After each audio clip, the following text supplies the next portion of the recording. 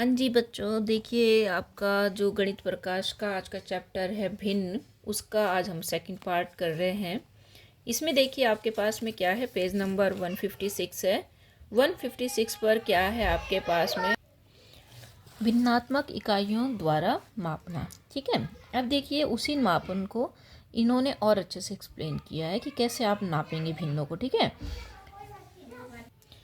देखिए यहाँ पर क्या करा है, एक कागज़ की पट्टी लेनी है। इस कागज़ की पट्टी को इकाई लंबाई मानेंगे। ठीक है, हमने मान लिया कागज़ का जो पट्टा है वो इकाई लंबाई का है। ठीक है ना। अब आपने क्या करा, इसको समान दो भागों में मोड़िए।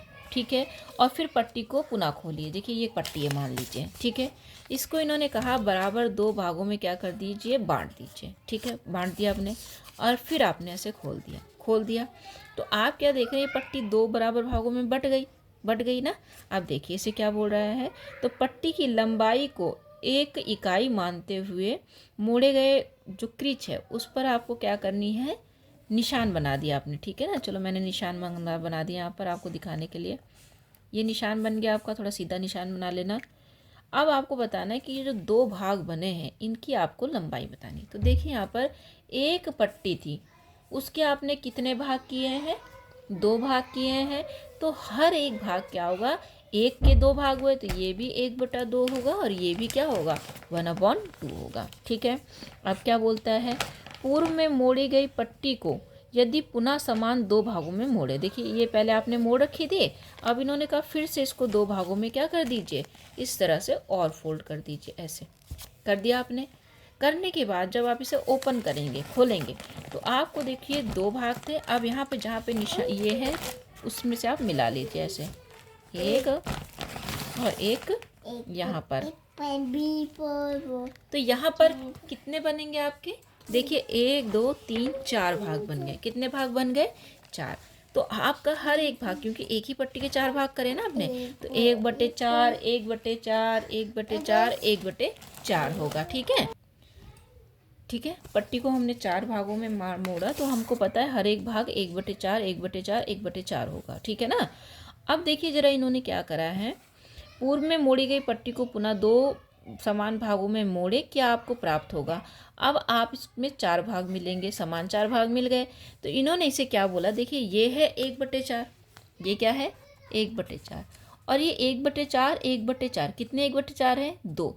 तो इन्होंने इस वाले भाग को यहाँ से यहाँ तक इन्होंने कहा कि 1/4 का कितना गुना है, 2 गुना। कितना गुना बोला इन्होंने, 2 गुना। 1/4 का 2 गुना। ऐसे इन्होंने इतने भाग को यहाँ से लेकर इस भाग को, कितने भाग आ गए इसमें, 3 आ गए ना। तो 1/4 के कितने भाग हुए, 1/4 1/4 1/4, तो 3 गुना। तो ये बन गया 1/4 का कितना गुना, 3 गुना। ऐसे ही ये वाला जो है वो टोटल क्या बन गया, 1/4 का कितना गुना, 1 2 3 4, 4 गुना। तो 1/4 का जो 4 गुना है वो 4 से 4 कट जाएगा, कितना बना, 1। तो ये पूरा क्या हो गया, 1 हो गया, कंप्लीट हो गया। ठीक है, बात समझ आ गई आपको। अब इन्होंने कहा इस पर्चे नहीं सॉरी, ये जो आपके पास में पट्टी थी इसको फिर से मोड़िए। तो 4 भाग आपने मोड़ दिया था ऐसे करके। अब आप जब इसे ऐसे मोड़ेंगे तो 4 मोड़ने के बाद में कितने भाग बन जाएंगे, टोटल 8 भाग बन जाएंगे। कितने भाग बन जाएंगे, 8। ऐसे जब आप इसे करेंगे तो 8 भाग बनेंगे टोटल। ठीक है, जैसे यहाँ पर बना हुआ है ये देखिए यहाँ पर 8 भाग बन गए आपके। अब आपको पता है ये 1/8 होगा, ये भी 1/8 होंगे। अब इनकी कैलकुलेशन इन्होंने कैसे करी, ये वाला जो है वो 1/8 है, कितना है ये 1/8। ठीक है ना। अब यहाँ से लेकर यहाँ तक कितने कॉलम हो गए खाने, 2। तो इसको क्या बोलेंगे, 1/8 का कितना गुना, 2 गुना। ठीक है, यहाँ से लेकर यहाँ तक जब आएंगे तो क्या बोलेंगे हम यहाँ पर, 1/8 का कितना गुना, 1 2 3, क्या लिखेंगे, 1/8 का कितना गुना, 3 गुना। क्या बोलेंगे, 3 गुना। आई बात समझ में। तो यहाँ पर 1/8 का 3 गुना हो गया, कोई दिक्कत है।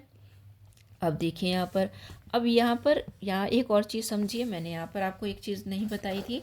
जो यहाँ पर हम लिखते हैं ना 1/4 का 2 गुना, तो 1/4 का मतलब हमें कितने से गुणा करना है, इसे 2 से गुणा करना है। तो गुणा करने का रूल क्या होगा, ये इससे गुणा हो जाएगा। ठीक है, ऊपर वाले नंबर से गुणा हो जाते हैं। तो 2 × 2 और नीचे 4 × 4 हो गया। ठीक है, 3 गुना में 3/4, 4 गुना में 4/4 हो गया। ठीक है, अब यहाँ देखिए ज़रा ऐसे ही, तो यहाँ पर क्या है, 1/8 का 1/8 ही रहा, ये कितना हो गया 1/8।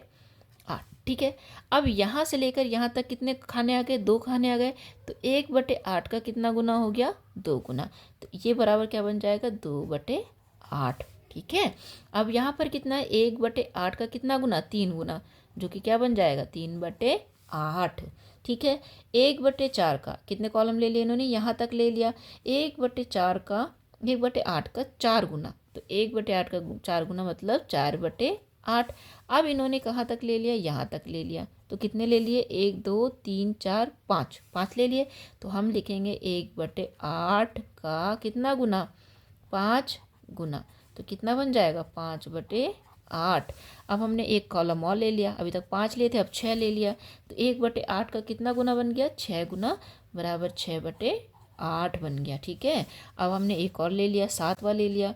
तो हम लिखेंगे 1/8 का कितना गुना, 7 गुना, मतलब 7/8। अब 1/, पूरा ले लिया हमने, 8 ले लिया। तो 1/8 का 8 गुना, तो 8/8 बन गया, जो कि कितना आ गया, 1 आ गया। मतलब 1 मतलब ये पूरी पट्टी आ गई। समझ आ गई आपको बात। ठीक है, अब आगे देखिए यहाँ पे क्या कह रहा है, भिन्नात्मक मात्राओं को भिन्नात्मक इकाइयों का प्रयोग करके मापा जा सकता है। ठीक है, एक और उदाहरण ले लिया इन्होंने। इसमें इन्होंने क्या करा कि आपके पास एक रोटी है, एक रोटी ऐसे दिखाई इन्होंने, दर्शा दी। अब एक रोटी का आधा भाग, तो 1 का आधा मतलब 1 के कितने हिस्से हो गए, 2। ठीक है, ये आ गया। तो 1/2 का 1 गुना हो गया। फिर इन्होंने उसके 2 टुकड़े ले लिए।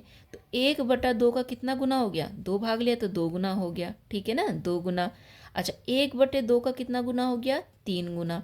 ठीक है, आधा 3 गुना आधे का हो गया। ऐसे कितना गुना हो गया, 1 2 3 4, 4 गुना हो गया किसका, आधे का।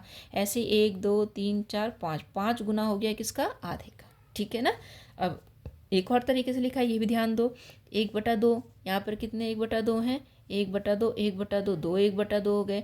यहाँ पर 3 1/2 हो गए, यहाँ 4 1/2 हो गए। तो आप इसको ऐसे भी लिख सकते हैं, आप इसको ऐसे भी लिख सकते हैं। ठीक है, हम भिन्नात्मक इकाइयों को एक साथ एकत्र कर बता सकते हैं कि कुल कितनी मात्रा है।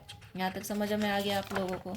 अच्छा, अब एक यहाँ पर है आपके पास में, क्या, ध्यान से देखिए, आइए पता लगाएं। ठीक है ना, ये कर लेते हैं हम लोग। यहाँ पर क्या बोल रहा है आपके पास में कि 1/2 की इस तालिका को 2 और चरण जारी रखिए। 1/2 वाली तालिका को, 1/2 वाली तालिका समझ रहे हो कौन सी वाली है, ये है आपकी 1/2 वाली तालिका, दिख रही है। तो इन्होंने इसको कहा है कि 2 चरण क्या करने हैं, और बढ़ाने हैं। ठीक है, तो अब देखिए, हमेशा आधी आधी रोटी बढ़ती जा रही है। तो यहाँ कितनी रोटी, आधी कितनी रोटियाँ थी, 5 आधी रोटियाँ थी। अब कितनी बन जाएंगी, 6। तो देखिए, उतनी तो बनेगी। अब आपने आधी रोटी ये बना दी, थोड़ा मेरी रोटियाँ अच्छी नहीं बनी है, आप अच्छी बना लेना। ये हो गई, ये हो गई, ये 2 ये हो गई, ये कितनी हो गई, 4 आधी हो गई, और ये कितनी आ गई, आधी हो गई 6। यहाँ तक कितनी आधी हो गई थी, 5। अब यहाँ पे कितनी हो गई, 6। तो ये 1/2 है, प्लस ये भी 1/2 है, प्लस ये भी 1/2 है, प्लस ये भी 1/2 है, प्लस ये भी 1/2 है, प्लस ये भी 1/2 है। तो टोटल कितनी हुई, 1 2 3 4 5 6।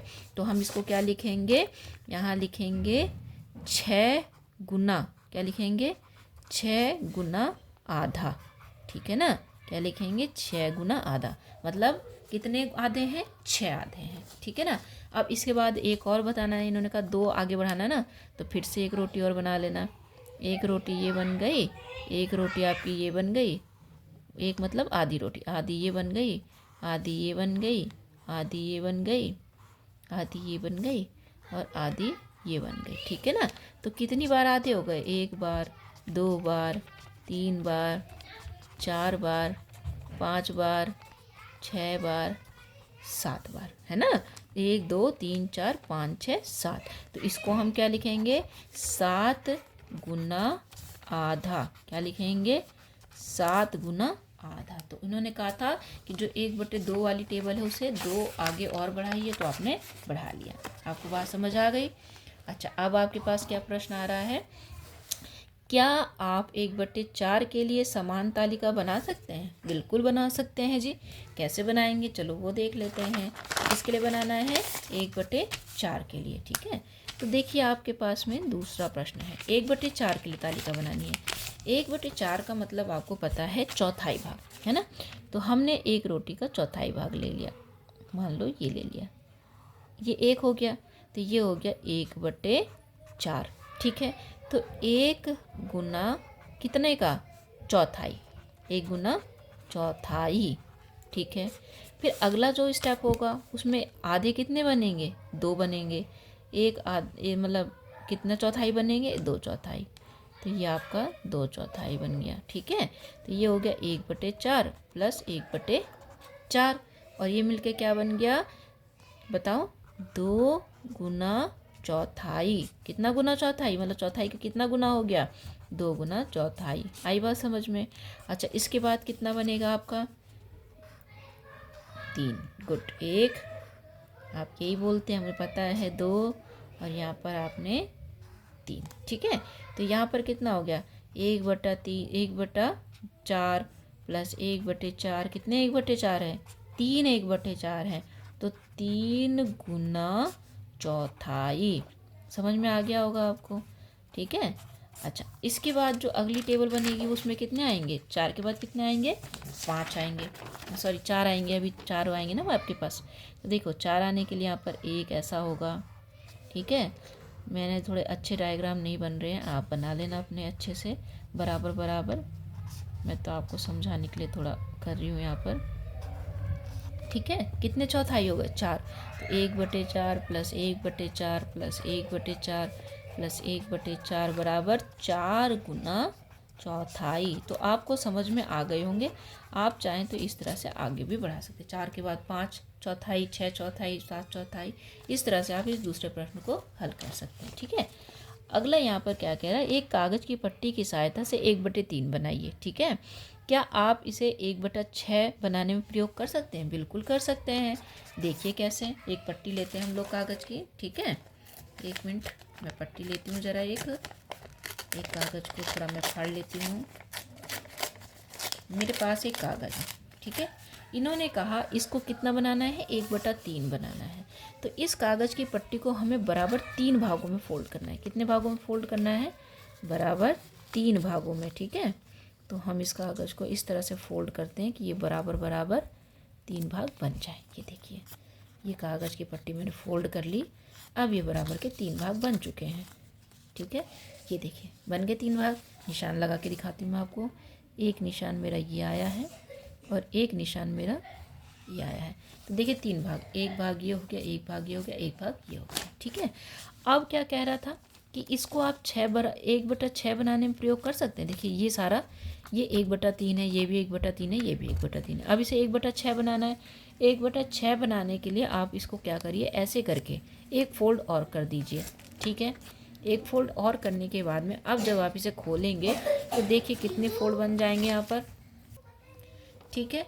अब देखिए यहाँ पर इसमें जो निशान बने उसको मिला दीजिए। एक निशान ये बना, एक निशान आपका ये बना, और एक निशान आपका यहाँ बना, ठीक है। अब देखिए 6 बन गए, नहीं बन गए, 1 2 3 4 5 6, ठीक है। तो आपने यहाँ पर, आपको पता है ये वाला भाग 1/6, ये भी 1/6, सारे 1/6 1/6 हैं, ठीक है।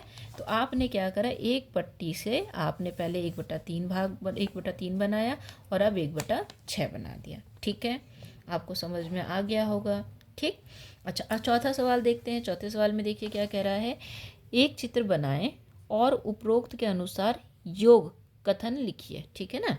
योग कथन लिखिए मतलब जैसे अभी आपने ये लिखा था, अब इसका क्या करना है आपको, जैसे आपने ये दिया हुआ है ये बनाना है, ठीक है। यहाँ देखिए 1/4 रोटी का कितना गुना दिखाना है, 5 गुना। इसका मतलब 1/4 कितनी बार बनेगा, 5 बार बनेगा। कितनी बार बनेगा, 5 बार, है ना। एक चित्र बनाइए और उपरोक्त के अनुसार योग कथन लिखिए, ठीक है।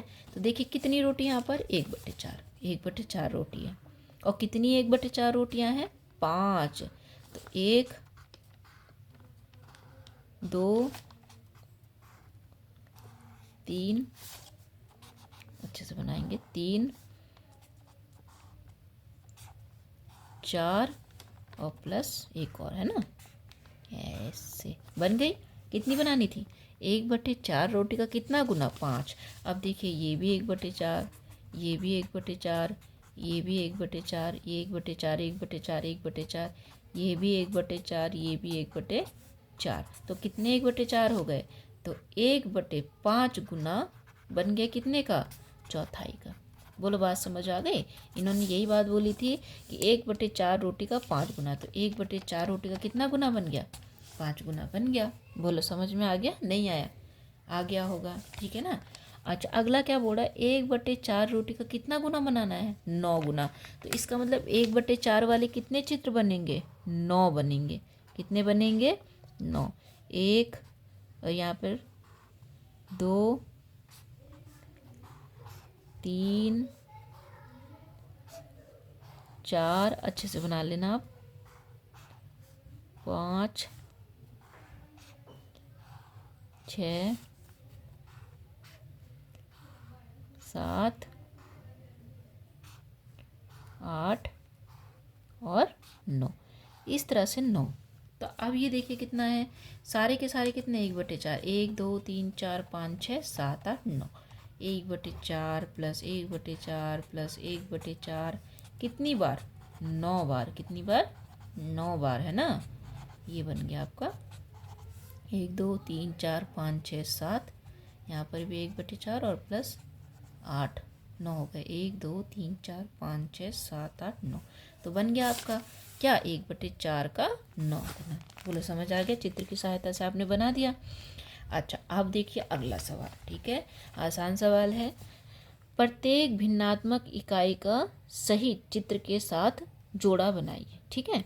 1/3, 1 के कितने भाग हो रखे? 3। उस पर कलर किया है, तो 1 के 3 भाग किस में हो रखे? इसमें। मतलब ये वाला किसके साथ होगा? इसके साथ मैच करेगा, ठीक है। 1/5 मतलब 1 के कितने हिस्से हो रखे? 5। तो 1 के 5 हिस्से कहाँ हो रखे? 1 2 3 4। तो ये वाला भाग आपका 1/5। सारे भाग 1/5 हैं, लेकिन कलर वाली बात कर रहे हैं तो कलर वाला ये हो गया, है ना। 1/8 मतलब एक भाग का कलर है 8 में, सॉरी 1 के 8 भाग करें तो किस में करे गए हैं? इसमें। और हर एक भाग 1/8, तो ये वाला हो गया, ठीक है। 1/6 कौन सा हो गया? ये वाला हो गया। तो इस तरह से आपने इसको मिला दिया है, ठीक है। अब कल हम जो पढ़ेंगे वो है आपका संख्या रेखा पर भिन्न की माप अंकित करना, ठीक है। इसको हम देखेंगे। आज इतना ही करिए। धन्यवाद।